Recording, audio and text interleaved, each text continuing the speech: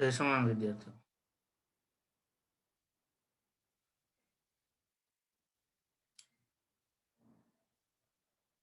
છેલ્લે આપણે વિવર્તનને લગતા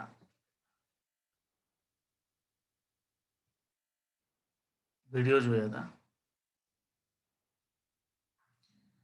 વ્યતિકરણ અને વિવર્તનમાં મુખ્ય એ ભાગ છે, એક તફાવત છે કે બે સ્લિટ થી જે શલાકાઓ રચાય છે એ વ્યતિકરણમાં આવે અને એક સ્લિટ થી જે શલાકાઓ રચાય છે એ વિવર્તનમાં આવે અને બે સ્લિટ થી જે શલાકા રચાય છે એ વ્યતિકરણમાં આવે. આપણે વિડીયોમાં જોયું કે અડચણ મૂકો કોઈ તરંગને, તો તરંગની અડચણને કારણે તરંગ છે એ થોડું પાછળ રહી જાય છે. આગળ તરંગો જાય અને થોડા પાછળ રહી ગયેલા તરંગો જ્યારે પડદા ઉપર સંપાતીકરણ અનુભવે અને એ સંપાતીકરણને કારણે સહાયક વિનાશક શલાકાઓ મળે છે. આગળનો પ્રશ્ન છે, વિવર્તન એટલે શું? તે કઈ બાબત પર આધાર રાખે તેની સમજૂતી આપી તેના પ્રકારના નામ આપો. તો જ્યારે તરંગ અગ્રો પસાર થતા હોય ત્યાં અડચણને કારણે જે જગ્યાએ તરંગ અગ્રો પસાર થતા હોય ત્યાં અડચણને કારણે તે વાંકાવાળા એટલે બેન્ડ થાય છે અને વાંકા વાળેલા તરંગ અગ્રો પડદા પર ભાત રચે છે અને પડદા પર શલાકાઓ દેખાય છે. આ ઘટનાને વિવર્તન કહે છે. વિવર્તન માટેની શરતો નીચેની આકૃતિ પરથી સમજાવી શકાય. હવે જે વિવર્તન માટેની શરત છે ને એ તરંગ લંબાઈ અને અડચણ ની પહોળાઈ ઉપર આધાર રાખે છે. માનો કે પ્રથમ આકૃતિમાં આ અડચણ ની વચ્ચે ડી જેટલી પહોળાઈની સિંગલ સ્લિટ છે. આ સ્લિટ છે એ ડી જેટલી પહોળાઈની છે. લેમડા જેટલી તરંગ લંબાઈ અને તરંગ અગ્રો આ સ્લિટમાંથી પસાર થાય અને અડચણમાંથી પસાર થાય અને અડચણની બીજી બાજુ ફેલાય છે. અહીંયા સિંગલ સ્લિટ મૂકેલી છે. બીજી આકૃતિમાં તરંગ અગ્રો પસાર થાય ત્યાં વચ્ચે ડી પહોળાઈનું અડચણ મૂકેલી છે. આપણે આગળની કાલની વિડીયો જોઈ એ બંને પ્રકારના કિસ્સાઓ સમજાવ્યા હતા. આ પ્રકારની અડચણ હોય તો શું થાય, આ પ્રકારની અડચણ હોય તો શું થાય.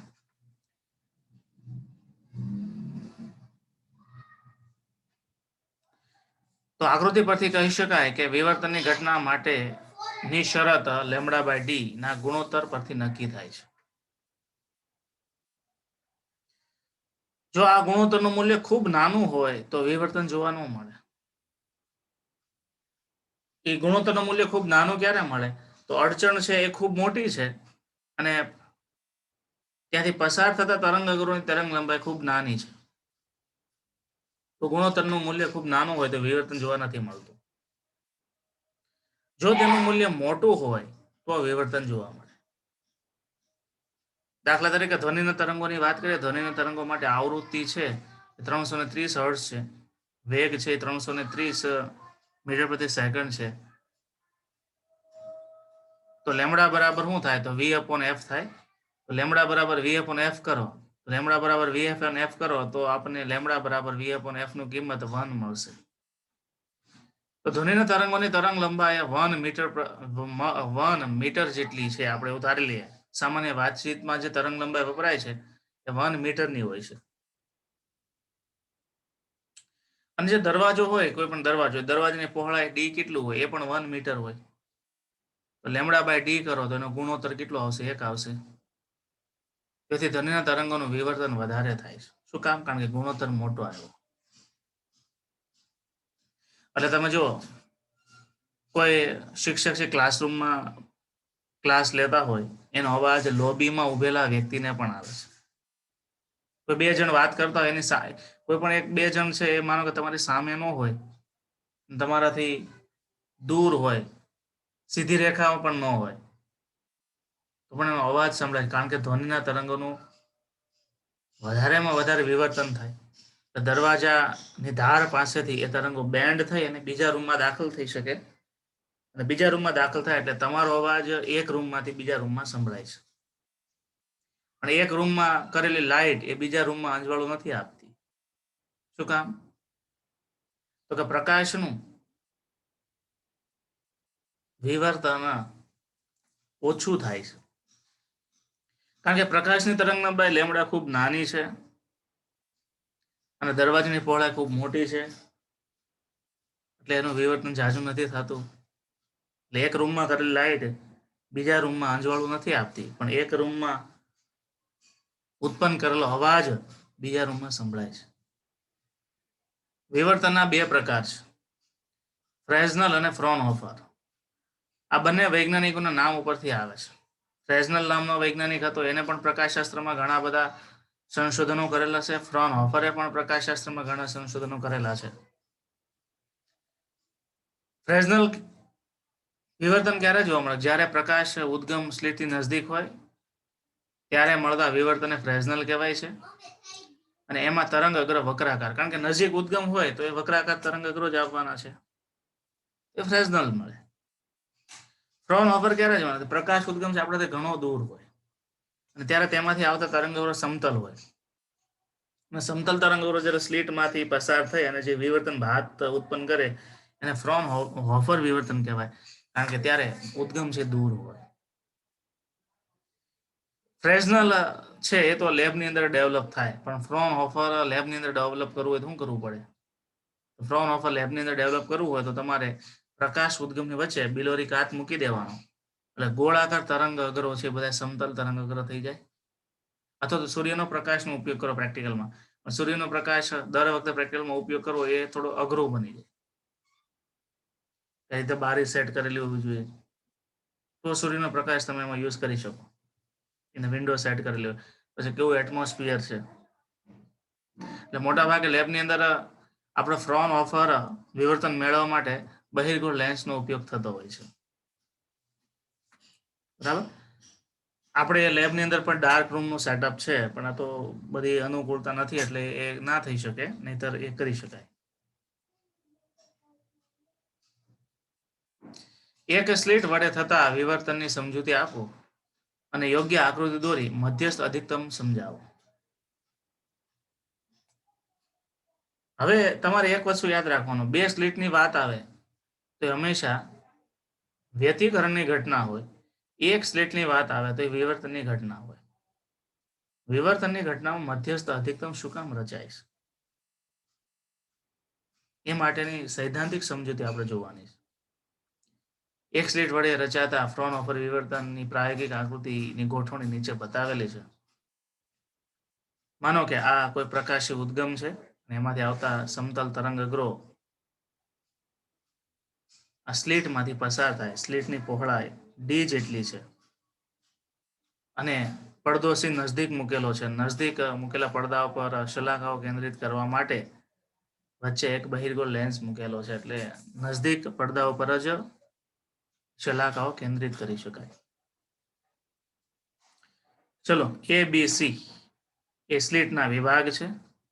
ત્યાંથી પસાર થતા તરંગો લેન્સમાંથી પસાર થઈ અને બિંદુ પી પાસે મધ્યસ્થ અધિક્રમ રચે છે. કેવી રીતે મધ્યસ્થ અધિક્રમ છે? પેલા વિદ્યાર્થી યાદ રાખો, આપણે આગળ પેલા લેક્ચરમાં વાત થઈ હતી કે અધિકતમ ક્યારે મળે? તો એકના શૃંગ સાથે બીજાનો શૃંગ સંપાત થવો જોઈએ. એકના શૃંગ સાથે બીજાનો શૃંગ ક્યારે સંપાત થાય? તો બે વચ્ચેનો પ્રકાશી પથ તફાવત લેમડા જેટલો હોવો જોઈએ અથવા 0 હોવો જોઈએ. તો જો અહીંયા શું થાય છે કે એ માંથી આવતા તરંગો હવામાંથી વધારે અંતર કાપે છે અને લેન્સમાંથી ઓછું અંતર કાપે, કારણ કે ઉપરની બાજુ લેન્સ છે પતલો. એટલે એ થી પી સુધી આવતા તરંગો અને સી થી પી સુધી આવતા તરંગો નો પ્રકાશી પથ અંતર સમાન હોય, કારણ કે એને હવામાં વધારે અંતર કાપવું પડે છે અને લેન્સમાંથી ઓછું અંતર કાપવું પડે. જ્યારે બી થી પી પાસે આવતા તરંગો હોય તો બી થી પી પાસે આવતા તરંગો ને હવામાંથી ઓછું અંતર કાપવું પડે, લેન્સમાંથી વધારે અંતર, કારણ કે લેન્સનું માધ્યમ ઘટશે.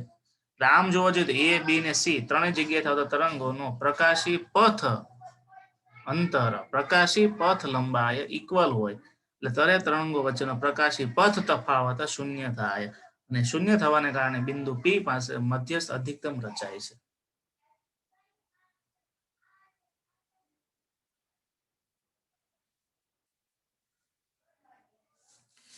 તો એના કારણે મધ્યસ્થ અધિક્રમ રચાય છે અને મધ્યસ્થ અધિક્રમને કારણે મધ્યસ્થ અધિક્રમ પાસે સહાયક વ્યતિકરણની શરતનું પાલન થાય છે. તો તમને એમ કહે છે કે વ્યતિકરણની ઘટનાઓ મધ્યસ્થ અધિકતમ ની સમજૂતી આપો, તો 2 માર્ક્સ માટે એટલે આકૃતિ દોરી અને આ સમજાવવું પડે. તમારી ટેક્સ્ટ બુકમાં આ બધું એક જ આકૃતિમાં સમજાવી દીધું છે એટલે સમજવામાં થોડીક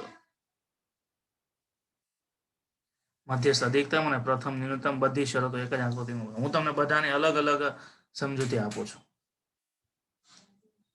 મધ્યસ્થ અધિકતમની બાજુમાં પછી શું આવશે? પ્રથમ ન્યૂનતમ આવશે અને પ્રથમ ન્યૂનતમ પછી શું આવશે?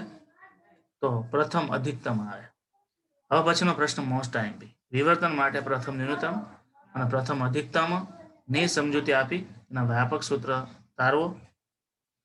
આકૃતિ જુઓ.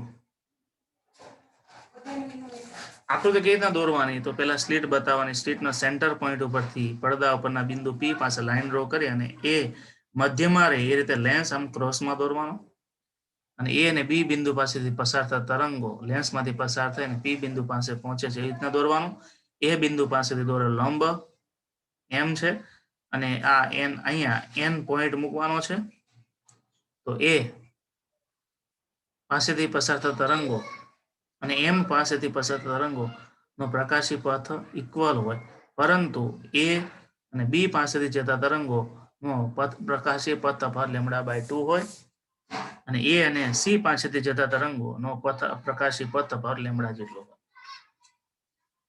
હવે વિચારો એ પાસેથી જતું તરંગ કરતા બી પાસે જતું તરંગ એ કેટલું પાછળ છે? λ/2 જેટલું પાછળ છે. એટલે એના તરંગનો શૃંગ આવે ત્યાં બીના તરંગનો શું આવશે? ગર્ત આવશે.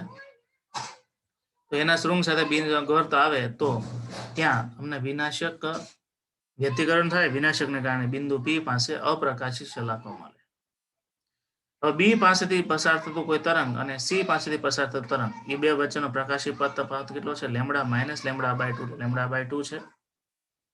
તો એના કારણે પણ બિંદુ P પાસે શું મળશે? વિનાશક વ્યતિકરણ રચાશે. આમ વિદ્યાર્થીઓ, એ વિભાગના બધા તરંગો, એ બી વિભાગના બધા તરંગો અને બીસી વિભાગના બધા તરંગો વચ્ચેનો પ્રકાશી પથ તફાવત λ/2 હોય, જેમના કારણે બિંદુ P ડેશ પાસે ન્યૂનતમ મળે. શું મળે છે? ન્યૂનતમ મળે છે. બરાબર. તો એ બી વિભાગની અસર બીસી નાબૂદ કરે છે. એટલે એમાંથી આકૃતિનું વર્ણન તમે આમાંથી જોઈ લો એ રીતે છે, એમાં કંઈ વધારે નથી. આકૃતિની ભૂમિતિ પરથી પ્રકાશી પથ તફાવત કેટલો મળે? સીપી ડેશ બરાબર CM પ્લસ MP ડેશ થશે. પ્રકાશી પથ એટલે એ પાસેથી જતું તરંગ AMP ડેશ અને સી પાસેથી જતો તરંગ CP ડેશ. CP ડેશ બરાબર શું છે? CM પ્લસ MP ડેશ છે. તો CP ડેશ બરાબર CM પ્લસ, કારણ કે AM PM AP ડેશ અને MP ડેશ અને AP ડેશ બંને ઇક્વલ થાય.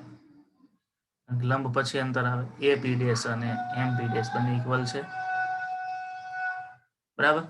તો પ્રકાશી પથ તફાવત CM ને કરતા બનાવો એટલે શું થાય? CP dash minus AP dash અને CP dash minus AP dash બરાબર શું દેખાય છે? લેમ્બડા દેખાય છે આકૃતિમાં. આકૃતિ ભૂમિતિમાં AMC માં sin થીટા બરાબર શું થાય? તો CM ના છેદમાં D થાય. તો CM બરાબર શું થયું? D sin થીટા થયું. તો અહીંયા CM નું સૂત્ર છે લેમ્બડા અને અહીંયા CM બરાબર D sin થીટા. બંનેને સરખાવો. પથ તફાવત CM બરાબર D sin theta is equal to lambda. તો ઉપરના સમીકરણની મદદથી ન્યૂનતમ માટેની વ્યાપક શરત શું થાય? તો D sin થીટા બરાબર n લેમ્બડા, જે n ની શરૂઆત થાય 1 2 3 અપ ટુ n. ખાસ કરીને આ D sin થીટા બરાબર n લેમ્બડા. બરાબર. n લેમ્બડા ઉપરથી જ તમને ન્યૂનતમ માટેની શરત મળે. તો વ્યતિકરણમાં જે મહત્તમ માટેની શરત હતી એ જ શરત વિવર્તન માટે ન્યૂનતમ માટે થઈ ગઈ. તો પદ તફાવત D sin થીટા બરાબર શું થશે? n lambda. પણ n ની શરૂઆત અહીંયા 1 થી કરવાની. હવે થીટા નાનો હોય ત્યારે sin થીટા બરાબર થીટા થાય અને થીટા બરાબર n લેમ્બડાના છેદમાં D થઈ જશે. અને n બરાબર પ્રથમ ન્યૂનતમ માટે n બરાબર 1 લઈ લ્યો તો થીટા 1 બરાબર લેમ્બડાના છેદમાં D. થીટા 1 ને કહેવાય કોણીય પહોળાઈ. એટલે સલાખની પહોળાઈ કોણીય રીતે કેટલી વધે છે એને કોણીય પહોળાઈ કહેવાય. અને કોણીય પહોળાઈ સ્લિટની જાડાઈ સાથે વ્યસ્તનો સંબંધ ધરાવે છે. જેમ તમે સ્લિટની પહોળાઈ ઘટાડો એમ કોણીય પહોળાઈ વધારે, એ આપણે પ્રથમ વિડીયોમાં જોયું હતું, બરાબર. અને એ વિડીયો હું શેર નથી કરતો કે એ કઈ રીતે બદલાય.